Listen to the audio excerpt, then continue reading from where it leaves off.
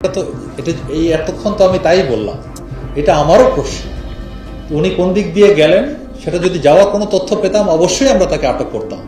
এখন উনি কিভাবে কোন দিক দিয়ে গেলেন সেটা একটা প্রশ্নের বিষয়। কখন গেলেন সেটাও জানি না। এমনকি আপনার আরেক মন্ত্রীর কথা আমরা সিলেটের আমরা এই যে 22 জনকে আটক করেছি, আপনার প্রথম প্রশ্নটা এটা অ্যাকচুয়ালি আমরা এমপি মন্ত্রী এবং নেতাকর্মীদের মধ্যে যারাই করাপশন ছিল সবার লিস্ট দিয়েছি। সেটা আমার তো মনে হয় এটা কয়েকশো, মানে এক্সাক্ট সংখ্যাটা তখন মনে নেই। তারপরে বলেছি যে লিস্ট ইজ নট কনক্লুসিভ, লিস্টের বাইরেও অনেককে মনে করেন আপনার